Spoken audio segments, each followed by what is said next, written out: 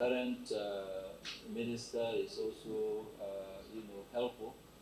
But I think, like what I keep saying, yes, as a government have no business in business. So the only way for government to create jobs is for them to partner with people like us in the manufacturing sector. You can go and have your manifesto.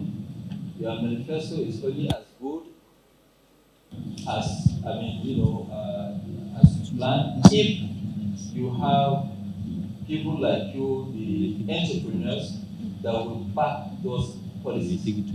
Because if somebody now comes to you during campaign or whatever and say that I'm going to create 10 million jobs in the next 4 years, how is he going to create 10 million jobs? He can only create good policies and also make sure that those policies are implementable. When you ask a question, for example, today, do we really need to formulate even more policies in Nigeria? Let me tell you something. Based on my experience, all the policies of job creation and whatever, we have them. They are all written by several people. Professor Pat Otomi, all of them. We have written this and we have served during even Vision 2010. We have done so many visions. We have all this. But the biggest issue and challenge that we have is implementation. If there's no implementation, you can continue to make these policies, they will never ever work. But my advice, like what you said, is that any government, whether the one currently today or incoming one, unless you partner with the private sector, you will not be able to deliver on your promise in terms of job creation, prosperity. You have to partner with the private sector.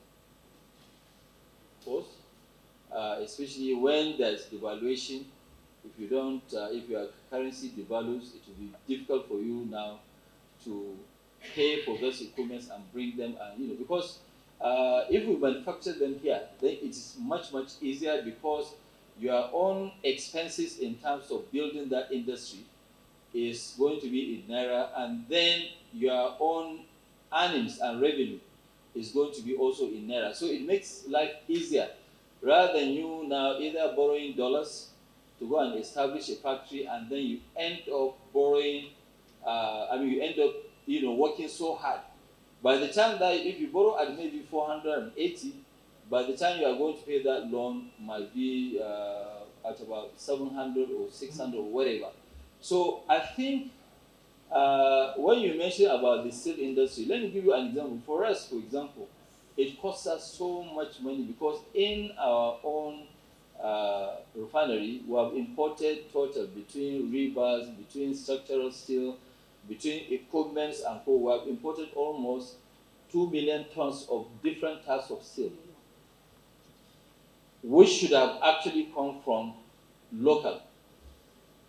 Because India, they manufacture most of the equipment. A couple of the equipments were imported from India, from China, from Germany, from but they are also competing today. There are some of the equipment that we decided to buy from China because they are better, they are cheaper, the technology is great. So I think we need to really make an effort, and but how are we going to make an effort? Steel industry actually, it's a very heavy industry. It consumes quite a lot of money. So unless you are sure of heavy protection by the government, you are not going to really dip your hand in your pockets to now go and set up that kind of industry. So what we need to do is to create the enabling environment, create laws that no matter what, somebody is not going to come halfway and change those policies. But if somebody changes the policies, it means that you will never be able to recover. So I think it is possible we will be able to actually industrialize through steel manufacturing here locally. Do we have iron ore? Yes, we do have iron ore. But why is it stopping people? Because sometimes you will be manufacturing something, then you see all of a sudden somebody importing the steel, structures, claiming that no, they are doing one government project somewhere or a World Bank project. No, We should use what we produce. Once you use what you produce, it protects everybody. And we should damn the consequences. No matter who you are, we should not allow you to use steel, that's imported. Commodity. Thank you very much. It's like what I said, okay, uh, today you can't just not go to India and be selling a foreign textiles anywhere. You will be sent to prison. You will rest there for a while. If something now is banned in the US, for example, there is no way you can go now and put it up in your shop. So I think the same force the government used in rice, they need to use that in textiles.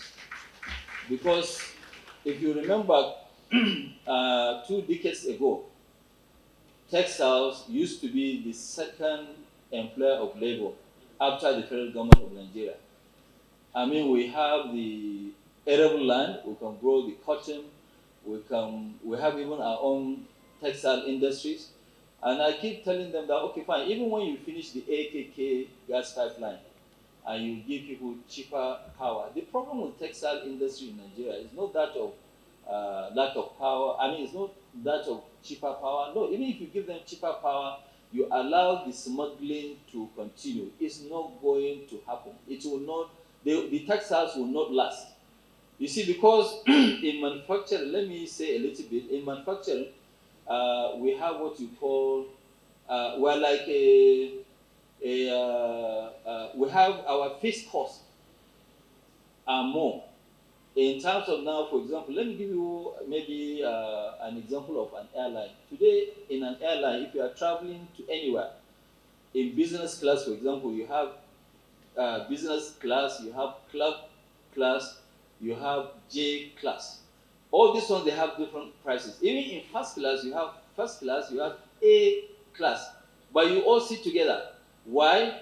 Because once you reach a certain threshold, or maybe 60% or 70%, you have covered your cost. The rest, you can give it at half price. So what is happening is that other countries are using us as a dumping ground.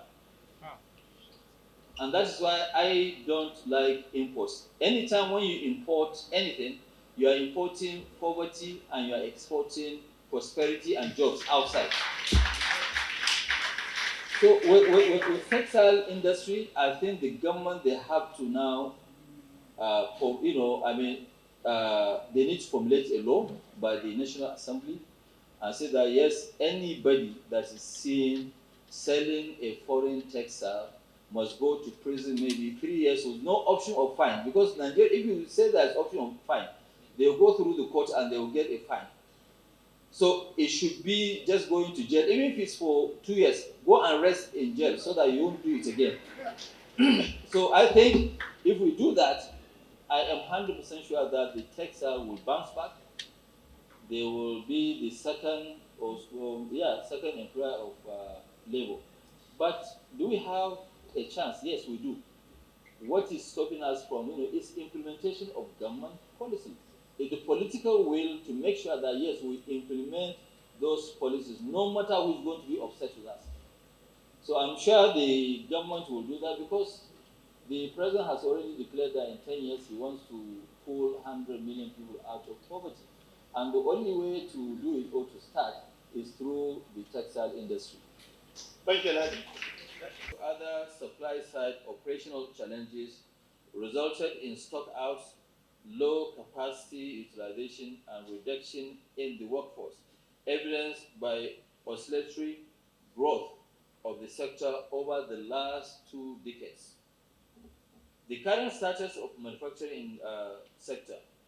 Manufacturing was singled out in the Nigerian Industrial Revolutionary Plan as a driver of industrialization and economic growth. Following the GDP rebasing exercise in 2013, the growth of the sector averaged 18% in 2013 and 2014 and accounted for 10% of real GDP in both years. The onset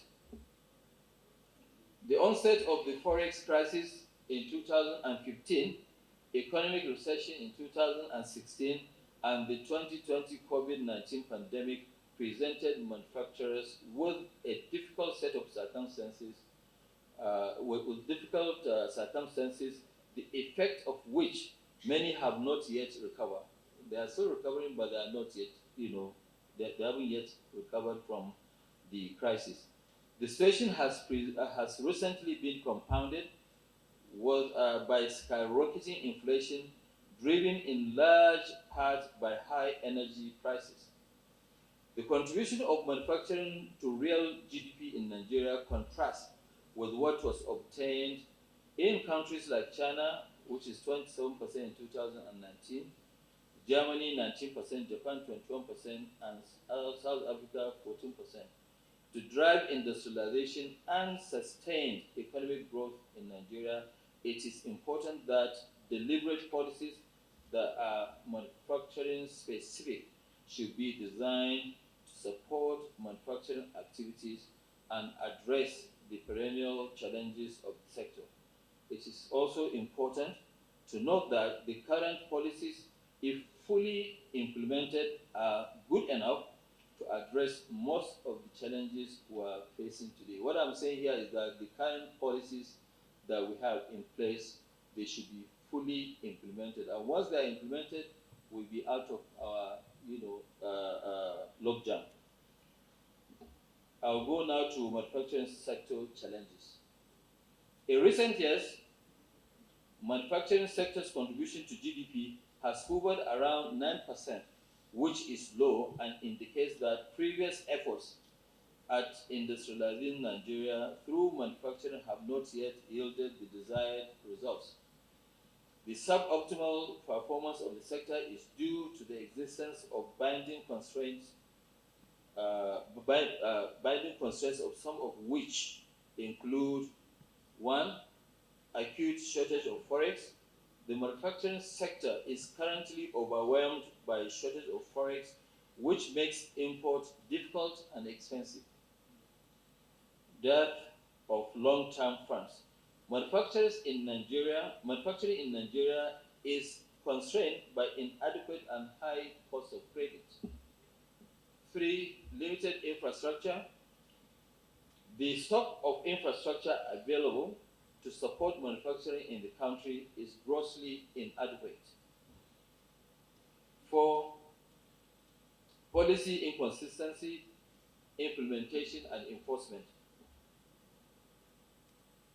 5, over-regulation, multiple regulations of the industry by different government agencies resulting in multiplicity of charges also constitute a major challenge. 5, multiple and high tax rates for the industries. The manufacturing sector is beset with over 30 statutory taxes, levies, fees, etc., charged at multiple tiers of governments. And these are issues that which I think most of you have actually been crying about. Then the last, not the least, is insecurity. Industries continue to be confronted by insecurity across the country, manifesting in the form of kidnapping, banditry, herdsmen, farmers' crisis, just to mention a few. In consideration of the aforementioned challenges, there is an urgent need for a shift in policy approach and strategy to reposition the manufacturing sector for growth over the next 10 years. It is imperative that the familiar challenges limiting the pace of industrialization are frontally addressed while setting a clear-cut agenda for the next 10 years. Let me talk about that.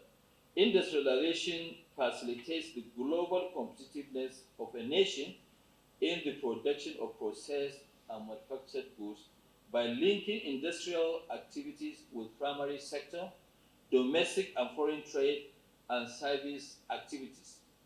To achieve industrialization goals, it is necessary for a nation to formulate plans and policies that would enhance and sustain industrial development. Sustainable industrial development involves establishment of conducive environment to encourage investment and ensure efficient usage of resources to increase productivity and growth of the nation. Nigeria needs to henceforth intensify efforts at promoting industrialization with specific focus on attainment of the following targets in the next 10 years. 15% manufacturing sector growth, 20% manufacturing contributions to GDP, 15% growth in export of manufactured products, 10% increase in share of manufacturing to total export merchandise, stronger inter-industry linkages between SMEs and large corporations, improved manufacturing contributions to government tax revenue, and 20% increase in manufacturing employment. Implementation roadmap. To industrialize the nation and achieve the target listed above, there are measures that need to be in place, some of which are: 1. Investment in infrastructure. Adequate infrastructure is the bedrock of industrialization. Given the paucity of funds, government at all levels need to prioritize the infrastructure expenditure to ensure that it provides optimal multiplier effects in the real sector of the economy. Direct investment by government in infrastructure needs to be complemented with a well-designed PPPs, which is public-private partnership. The execution of Presidential Order number 007, which enables companies to invest in road infrastructure using their future tax payments, has been a very, very remarkable success in Nigeria. Number 2, creation of business enabling policy framework. Investment friendly policies need to be put in place, and the policy evaluation review process should be institutionalized to provide a level of predictability. Because if things are not, if you cannot predict anything, you cannot really risk your capital. Then provision of accessible financing schemes.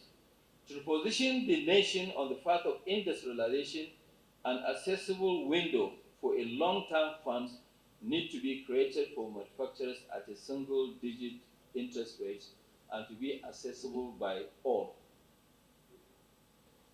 Number 4, development of institutional and regulatory framework.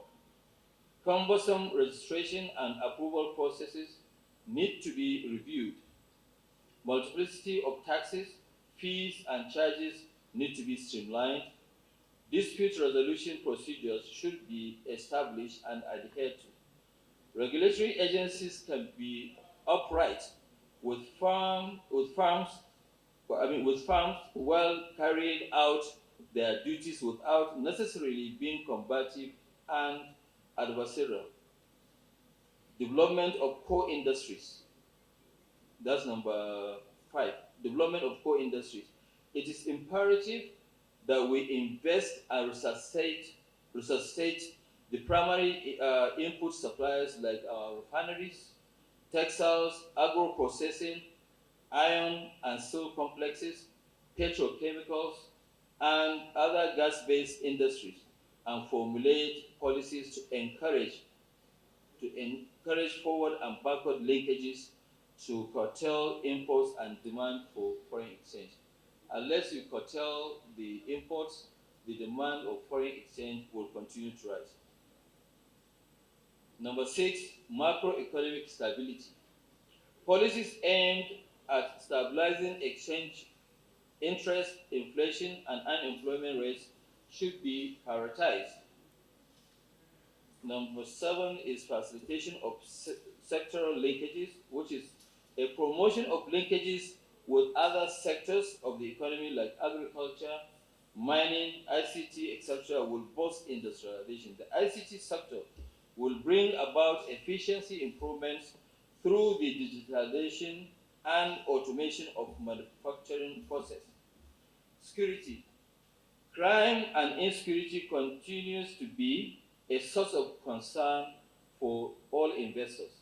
We do recognize the recent successes recorded by our security agencies and hope this will be sustained. The current government has actually invested a lot on security, so the security agencies must deliver. And the same thing on the other side. Right now, really, unless there's an accident, it doesn't take you more than 20, 30 minutes. Unless maybe during rush hour, you can easily get to the airport. So these are the kind of roads that we need. If government will wait for budget, we will never ever have any infrastructure. On PPP, the biggest issue is now to sit down with people and allow. There's no point of government holding anything. I mean, if you look at it today, in most countries, like even in India, most roads they have actually been concessioned, and I don't know why in Nigeria we don't like paying toll fees. We're used to having everything free. It cannot continue like that. The government don't have the money, they don't have the capacity to do so. I mean, today, if you land in Beijing, in China, after you leave the airport, the first thing that you hit is a toll gate. It's a toll road, where you have to pay before you pass. China, they have trillions of dollars in their own reserves. But they're charging, they're not giving everybody free of charge. They are coming from a socialist system, so why can't we also do that? So, I mean, today everybody is moving around. If you look at it, the entire Lagos and Co, there's even no toll at all. People are even objecting to pay toll on this lake. It's not sustainable. So, if now we can have this PPP, it will address a lot of issues. It will free up a lot of government resources. And that actually, will go to the question number 2. How do we address in terms of training the next generation or people who will even come? If I want to set up a factory today, I don't want to go and bring Chinese, Indians, and Portugal. We should not only satisfy our own industries, we should be doing like India because of the population, and also or Philippines, and be sending our own people abroad to go and work, earn money, and bring the money back home. We have the resources. A lot of people who are doing let me give an example. Go to Atlanta, for example. Most of their medical doctors, the top key guys, are all Nigerians. So why are we allowing them to go? We should develop something here that can actually retain people here. I mean, today, a lot of us here that were operating, we have lost a lot of staff going to Canada, going to other areas. We should actually do things that will return these people back and stay at home. So with that, also our own, as corporate citizens, we should try as much as possible and pay our taxes because it's a contract. And I'm sure once we see government doing something good with the money, all of us, it is going to be like an incentive for us to pay our taxes. So I encourage people to continue to also pay their own share of their taxes so that government can have enough money to train the next generation. Because, I mean, education is not cheap, it's expensive, but we need to help the government to free up their own money so that they can now, there's no need of government trying to build every single road in Nigeria. It's not going to happen. We don't have the money. And they too, they need to refocus and say to find PPP is good enough. It doesn't matter whether, if it's PPP, who is going to get the credit at the end of the day? It's the government. I mean, for example, now the road that we are doing also another road, which is the entire Lekki up to, from the Lekki Free Trade Zone up to hitting the express going to Benin. I mean, who is going to get the credit at the end of the day? It's the government. But this means that policies that can actually drive this PPP, they are very, very important. But implementation is key. You can have all the policies. Since probably you are from ECOWAS, I would like to say that from ECOWAS, we need to make sure that this our regional market works.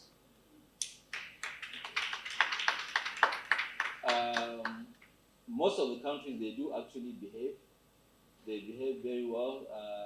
You take goods to Cote d'Ivoire, you take goods to Ghana, you take goods to this. But the biggest difficulty that we have has always been Republic of Benin. Because like right now, if you look at it, 80% of Republic of Benin's cement is coming from China. But we're 28 kilometers from the border of Republic of Benin. We are not allowed to take our cement into Benin Republic. So, I mean, why are we talking of AFCTA? If the regional markets are not working, then the AFCTA will not work.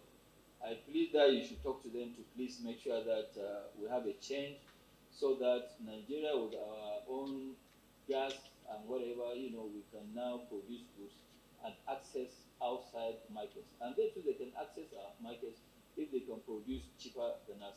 Thank you. Thank you. Thank you very much. We eventually got the mic with a song cap certificate. The Ambassador Embassy of Cote d'Ivoire, Mr. Dale. Impressive, considering its size and resource endowment.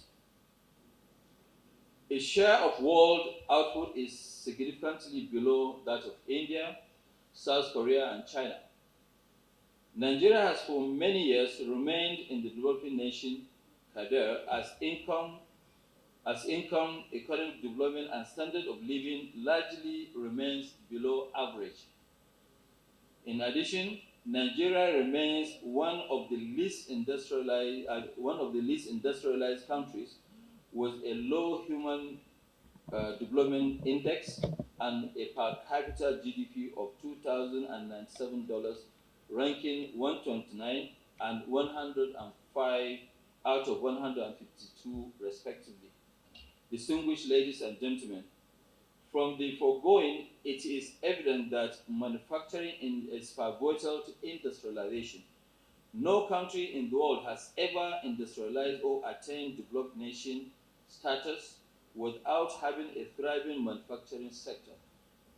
Without a doubt, manufacturing is the heartbeat of industrialization and the bedrock of inclusive economic growth and development.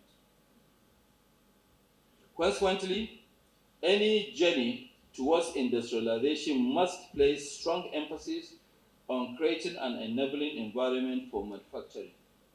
You will agree with me that Nigeria has the potential and wherewithal for industrialization given its vibrant and entrepreneurial population as well as its vast array of natural resources.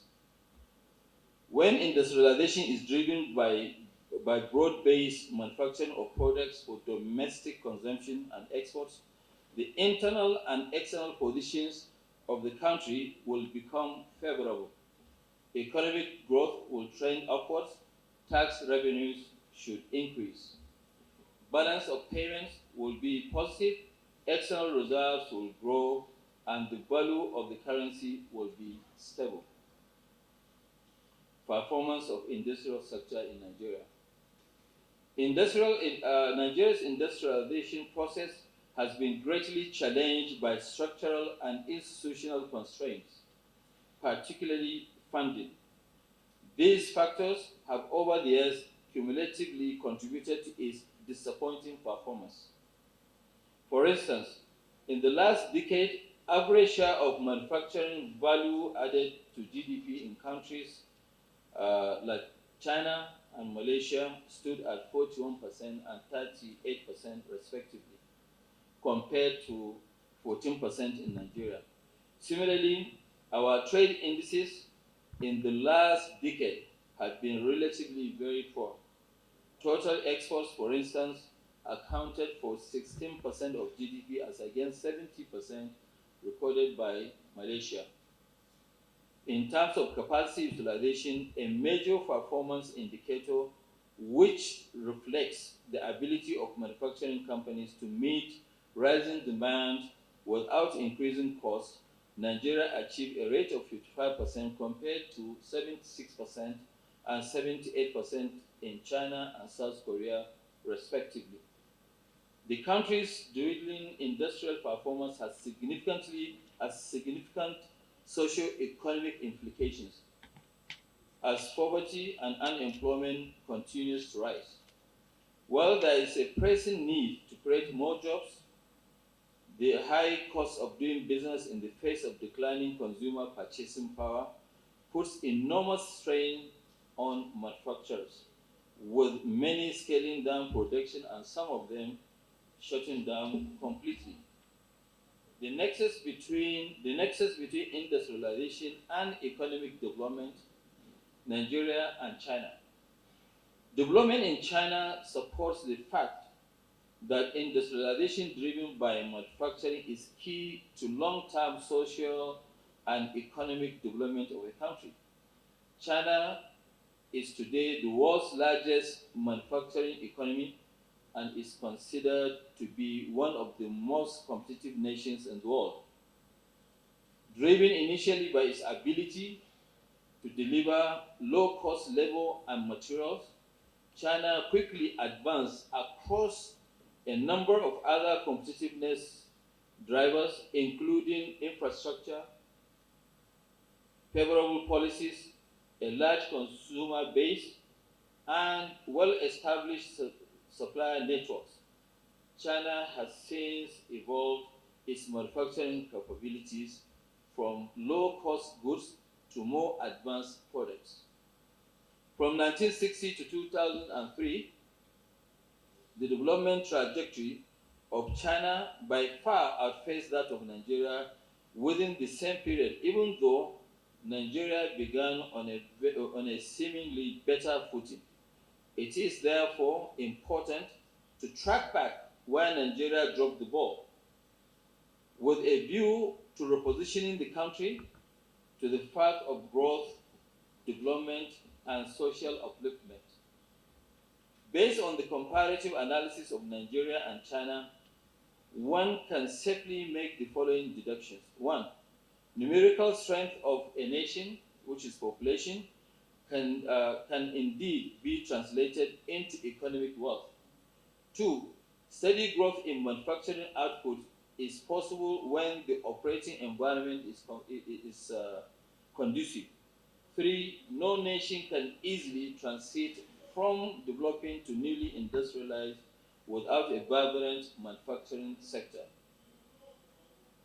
Four, effective implementation of long-term plans backed with policy consistency will promote enduring economic growth and development. The manufacturing sector in Nigeria. Nigeria's manufacturing sector is dominated by light manufacturing with only a few firms operating in heavy segment of the sector.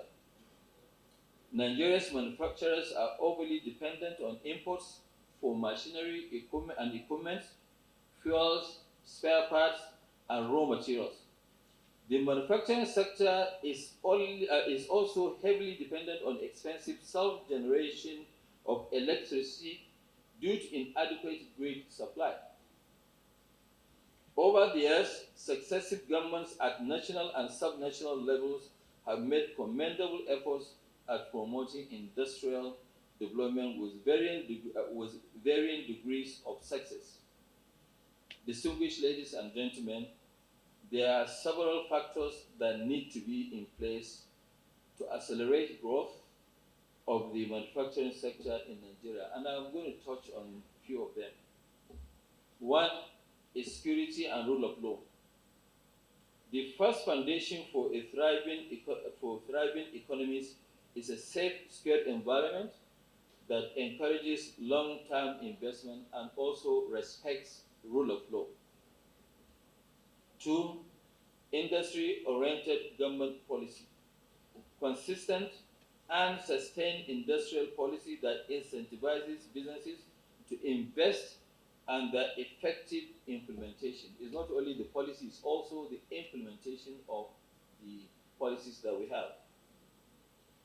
Adequate infrastructure, that is road, rail, seaports, and reliable energy, power and gas at reasonable tariff rates. Four, industry-oriented research and development. Towards the development of the best grades of local raw materials. Number 5, a well-developed SME sector. Strong industrial linkages which provide value chain that feeds medium and large manufacturing businesses. Number 6, build human capacity. An educational system which produces manpower with requisite skills for the sector. Number 7, embrace technology. Leverage technology to improve efficiency through automation of manufacturing processes. Then we go to now growth trajectory of the manufacturing sector in Nigeria. Sorry. Nigeria has experienced fluctuations in manufacturing output growth over the years. This is because the performance of the sector largely depends on crude oil revenues, which in fact availability of foreign exchange for imports of for imported inputs and machinery. The sector witnessed satisfactory growth from 1970 to 1980, but declined thereafter following a series of internal and external economic shocks. In response, successive governments introduced various measures to manage foreign exchange by limiting access to forex and restricting the flow of trade using instruments such as import licenses, tariffs, etc. These actions had adverse consequences on manufacturing sectors' access to critical raw materials, spares, machinery, and equipment. The drive to transform Nigeria into an industrialized nation has been a consistent goal of successive governments since independence. It is therefore imperative that we focus on sectors with great potentials for inclusive growth. Sustainability must be central to our industrial development agenda. There is also the need for governments at all tiers to ensure that they consult widely with relevant stakeholders when taking far-reaching decisions on key sectors of the economy. This will make it much easier for manufacturers to make long-term business plans. In addition, policies that have been tried and tested should be backed with an act promulgated by the National Assembly to give them legal backing and make them less susceptible to arbitrary changes by successive governments. Because anytime when we have new government, they try to change things. So I think this is very, very important. Industrialization driven by manufacturing has the capacity to facilitate enduring economic growth, create jobs, and make a country a better place. The transition mechanism entails the availability of required resources, adoption of appropriate technology, provision of favorable operating environment, human capital development, stable macroeconomic environment, and adequate infrastructure. If we can get our industrialization journey right and invest in critical sectors like agri processing, mining, petrochemicals, and other gas-based industries, we will transform our economy, deliver robust foreign exchange reserves, and make it possible for us to float our currency should we wish to do so. What I keep saying, I've actually delivered a lecture before where I said that just by capitalizing on our gas, the gas can give us more money than the oil. So by doing that, you can see that we don't need to scramble for foreign exchange. The naira can be floated and everybody will be having a very smooth ride in terms of manufacturing. While the collective efforts of all stakeholders, with collective efforts with all of us stakeholders, it is feasible to move Nigeria from developing nation to a newly industrialized nation status within 10 years or less. Thank you very much for listening. Experience in various parts of the world has shown that industrialization drives economic growth and development, which improves living standards as evident by the high output and per capita income in industrialized countries. Countries smaller than Nigeria, such as Singapore and South Korea, have an average per capita GDP of about 65,000 and 31,000 respectively, due to the level of industrialization which they have achieved. In Nigeria, the policy dispositions and implementation strategies of successive Nigerian governments on industrialization seek to create more employment opportunities, scale up the production of consumer goods for its teeming population, and generate wealth for the nation.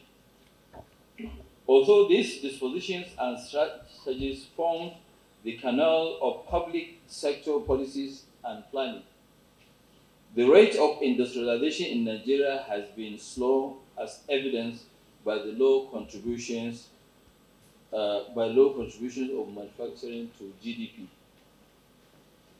Poor capacity utilization, constrained export of manufactured products within and outside the continent. For instance, Nigeria's share of world output is unimpressive, considering the